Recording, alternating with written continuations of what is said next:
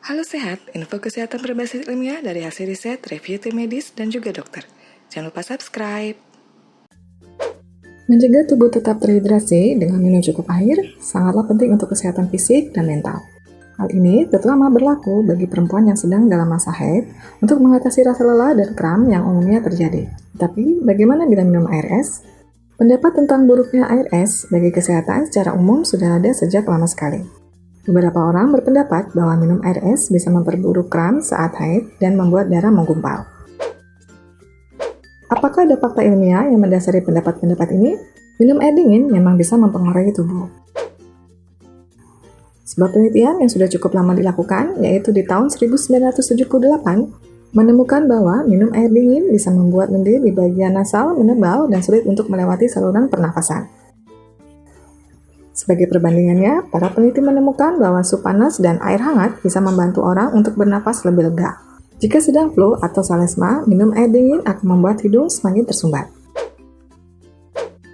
Ada beberapa kondisi kesehatan yang bisa diperburuk oleh konsumsi air dingin. Sebuah penelitian di tahun 2001 menunjukkan bahwa air es bisa memicu migrain pada mereka yang memang sudah mengidap sakit kepala jenis ini. Selain itu, minum air dingin saat makan bisa memperburuk akalasia, yaitu kondisi yang membatasi kemampuan tubuh untuk mendorong makanan melalui esofagus sehingga akan terasa nyeri. Tetapi, minum air dingin sebenarnya juga memiliki manfaat. Minum air dingin saat berolahraga bisa mencegah tubuh menjadi terlalu panas, serta membantu latihan berjalan lebih lancar.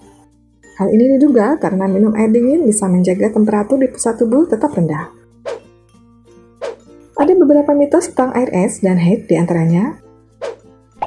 1. Menyebabkan haid terhambat dan darah menggumpal. Dalam kampanyenya mengenai manajemen kebersihan saat haid, UNICEF jelas menyebutkan bahwa air dingin tidak mempengaruhi siklus menstruasi. Menstruasi berhubungan dengan sistem reproduksi, sementara makan dan minum berhubungan dengan sistem pencernaan. Oleh sebab itu, tidak ada resiko terjadinya penggumpalan darah haid atau siklus berhenti akibat minum air es. Faktor-faktor yang bisa menghambat terjadinya haid adalah kelelahan, stres, atau sakit. 2. Menyebabkan kram saat haid.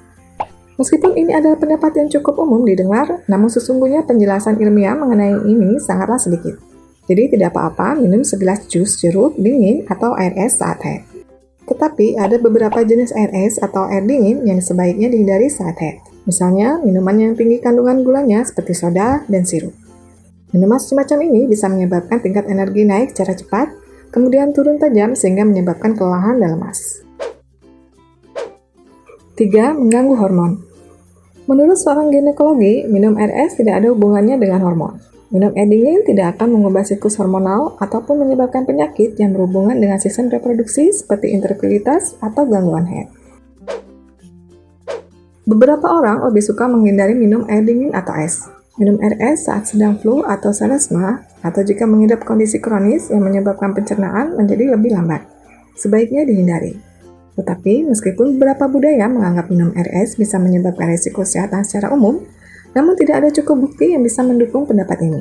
Demikian juga berhubungan dengan haid atau organ reproduksi. Manfaat minum air es sama dengan minum air dengan suhu ruangan. Sama-sama bisa menjaga tubuh tetap terhidrasi dan memberikan energi.